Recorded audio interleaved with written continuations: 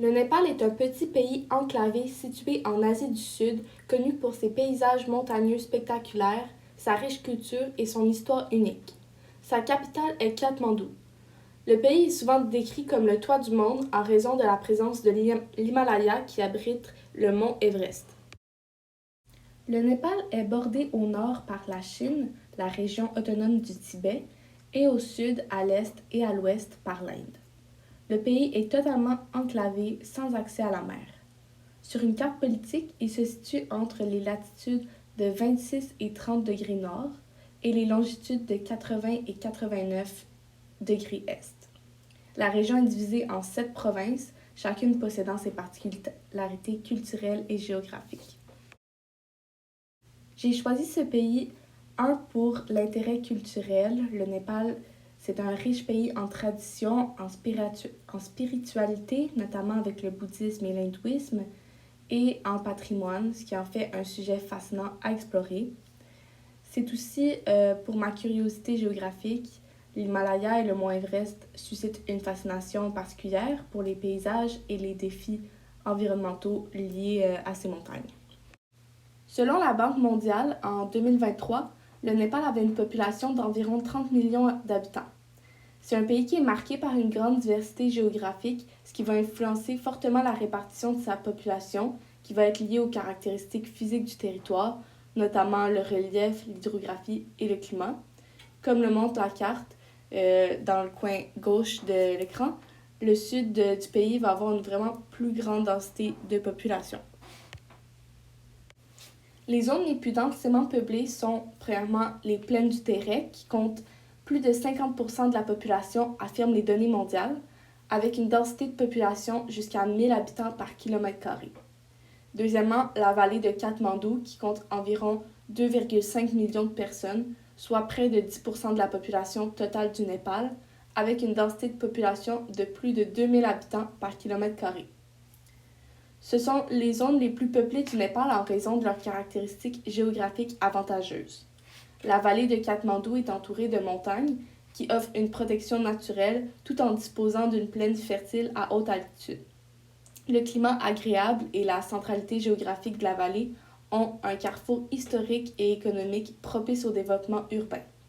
Les plaines du Terek au sud offrent un terrain plat et fertile grâce aux dépôts alluviaux des rivières comme la Kogi et la Nariani, favorisant une agriculture qui est abondante. Cette région bénéficie aussi du climat tempéré, d'un accès facile aux infrastructures et de sa proximité avec l'Inde, renforçant des échanges commerciaux.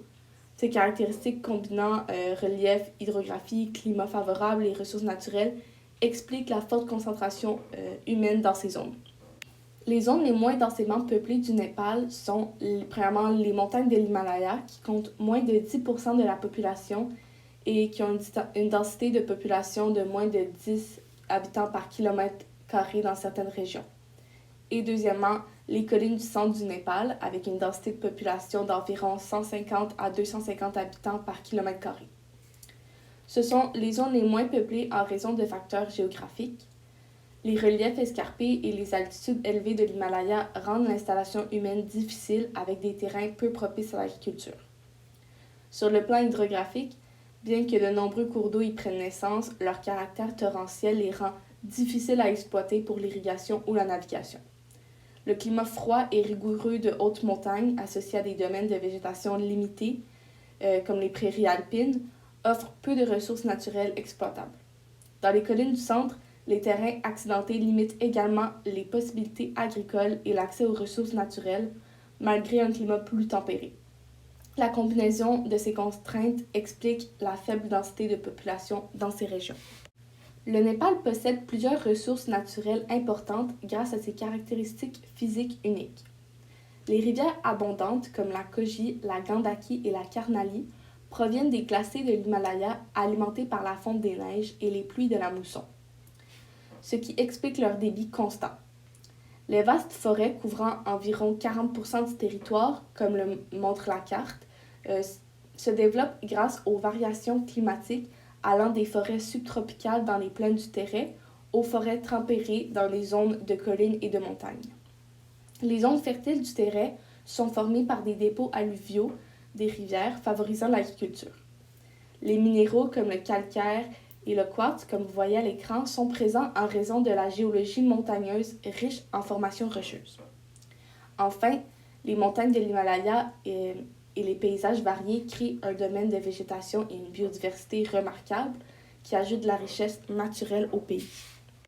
Les principales activités économiques du Népal sont l'agriculture, le tourisme, l'exploitation forestière, l'hydroélectricité et l'élevage. Tous sont en lien avec les caractéristiques physiques du pays. L'agriculture, avec des cultures comme le riz, le maïs et le blé, se concentre dans les plaines du Téret où les sols sont fertiles et les rivières abondantes, comme le montre la carte dans le coin gauche. Il favorise l'irrigation. Le tourisme, notamment l'alpinisme et les randonnées dans l'Himalaya, est soutenu par les majestueuses montagnes qui attirent les visiteurs du monde entier. L'exploitation forestière est rendue possible grâce aux vastes forêts qui couvrent le pays, fournissant du bois et d'autres produits forestiers. L'hydroélectricité est également une activité clé en raison des rivières rapides alimentées par la fonte des glaciers et les pluies de la mousson, créant des ressources en eau pour les barrages. Enfin, l'élevage, principalement les yaks, dans les montagnes et les buffles dans les plaines, est encouragé par les vastes pâturages et les climats variés du pays. Ces activités économiques sont donc directement influencées par les reliefs montagneux, les rivières, les climats et la diverse biodiversité du Népal.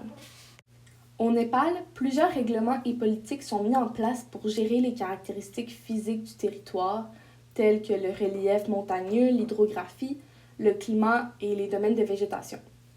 Par exemple, Mero Adalta, qui est une institution de droit, explique dans un article que le gouvernement du Népal a mis en place des politiques de gestion de ressources en eau pour contrôler l'utilisation des rivières, particulièrement en ce qui concerne la production d'hydroélectricité. Ces politiques visent à protéger les écosystèmes fluviaux tout en favorisant le développement énergétique.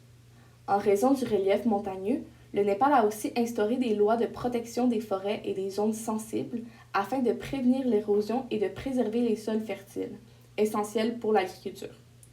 En outre, les politiques de conservation des zones protégées et des parcs nationaux, comme le parc national de Sagarmatha, favorisent le tourisme tout en préservant les écosystèmes alpins et les climats variés. Enfin, des règlements sont en place pour contrôler les activités agricoles en fonction des différents climats et zones de végétation du pays, afin de protéger la biodiversité et les terres agricoles tout en soutenant les activités économiques locales.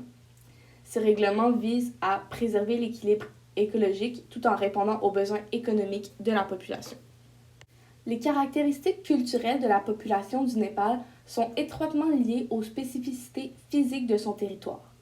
Par exemple, dans les régions montagneuses de l'Himalaya, les communautés Sherpas ont développé une culture adaptée à la vie en altitude avec des traditions et pratiques qui favorisent l'adaptation au climat froid et aux conditions de vie difficiles. Les habitations sont souvent construites à partir de matériaux locaux plus solides, tels que le bois et la pierre, adaptés aux ressources naturelles disponibles. De plus, le Népal étant traversé par plusieurs rivières importantes, comme le Gandaki et le Koshi, les pratiques religieuses et culturelles des habitants sont influencées par l'eau et les rituels et les temples souvent situés près des cours d'eau. Le climat tempéré des plaines du Téret va aussi influencer l'habillement et l'habitation, comme le montre la photo à l'écran. Puis le climat va aussi favoriser une agriculture abondante, ce qui a conduit au développement des communautés agricoles avec des coutumes et une cuisine distincte. Ainsi, les activités quotidiennes, les croyances religieuses et les structures sociales des Népalais sont directement façonnées par leur environnement physique, créant une forte interaction entre culture et géographie.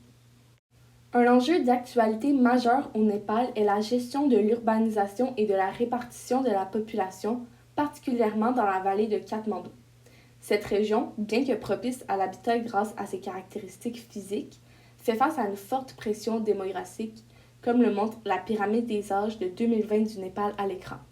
Il y a un taux de natalité très élevé. La concentration de la population en cette vallée entraîne des problèmes de congestion, de pollution et de dégradation des ressources naturelles.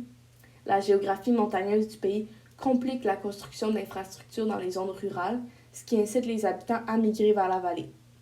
Les politiques de développement tentent d'encourager la décentralisation, mais le relief et le climat variés rendent difficile l'extension de l'urbanisation. Cette pression sur les zones urbaines entraîne une gestion complexe des ressources en eau, de l'espace agricole et des services de base. Ainsi, la croissance démographique de l'urbanisation rapide pose des défis majeurs pour l'organisation du territoire. Une solution pour mieux gérer l'urbanisation au Népal serait de renforcer le développement des zones rurales en améliorant l'accès aux infrastructures essentielles comme l'irrigation et les transports, en exploitant les ressources naturelles du territoire telles que les rivières pour l'hydroélectricité et l'agriculture. Ces régions deviendraient plus attractives et durables. Cela permettrait de réduire la pression démographique sur Katmandou et d'encourager une croissance plus équilibrée tout en préservant l'environnement et en soutenant l'économie locale. Cette analyse géographique du Népal m'a permis de mieux comprendre les liens complexes entre les caractéristiques physiques du territoire et l'organisation humaine. J'ai particulièrement apprécié découvrir comment le relief, les climats et les ressources naturelles influencent les activités économiques ainsi que la répartition de la population. Apprendre sur ce pays a nourri mon intérêt pour la culture et les défis environnementaux. Le Népal, avec ses paysages montagneux et sa riche biodiversité, est un endroit que j'aimerais visiter pour explorer ses traditions et observer les solutions mises en place face à ces enjeux.